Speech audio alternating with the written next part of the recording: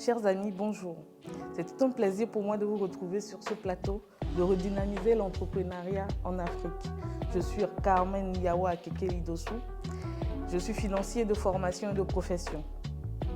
Vous allez me retrouver plus souvent dans cette émission de éducation financière. Une émission qui va nous permettre de parcourir les astuces des finances. Nous allons parcourir également l'éducation financière et de parler des bienfaits de l'éducation financière pour nous-mêmes et pour les entreprises. Chers amis, soyez bien assis confortablement.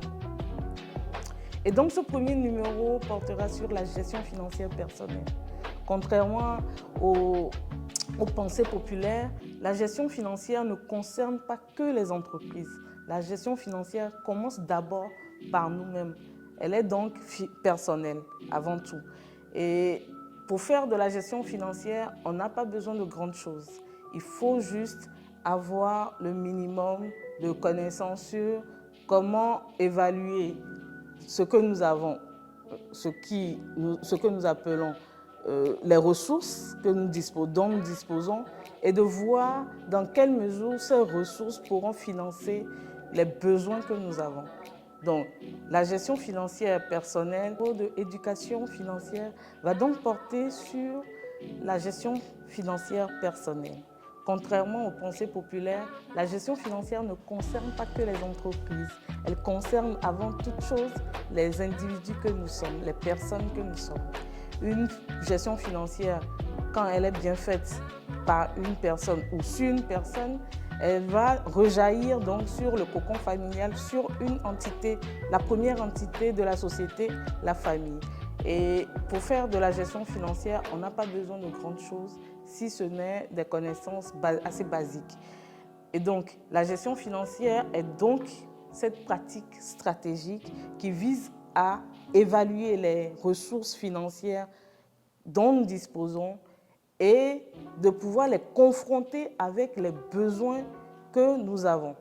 Et donc, ces ressources, dans un contexte de ressources illimitées, vous êtes d'accord avec moi que nous sommes dans un contexte où les ressources ne sont jamais illimitées.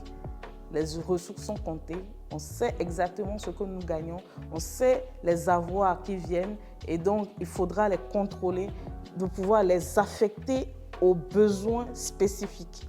Et les besoins doivent être réfléchis, ou les dépenses doivent être réfléchies, je devrais dire. Chers amis, pour faire de la gestion financière, comme je l'ai dit plus haut, on n'a pas besoin de grandes choses, d'un budget, de pouvoir lister ce dont nous avons besoin, de pouvoir lister également ce que nous avons comme ressources personnelles. Également, ce que je pourrais ajouter, c'est que la gestion financière personnelle va encore plus loin. La gestion financière ne se résume pas à la vie quotidienne. Elle va plus loin dans ce sens où elle nous projette vers un avenir qui, d'aucuns le diront, est incertain. Et donc, la gestion financière va nous permettre de pouvoir optimiser la gestion des ressources dont nous disposons par rapport aux besoins que nous avons, de pouvoir nous projeter en faisant de l'épargne et plus tard en faisant de l'investissement. Voilà autant d'éléments sur lesquels nous devrions travailler si nous souhaitons avoir une finance saine pour nous-mêmes et ensuite pour notre famille. Ce fut un plaisir pour moi d'avoir été en votre compagnie.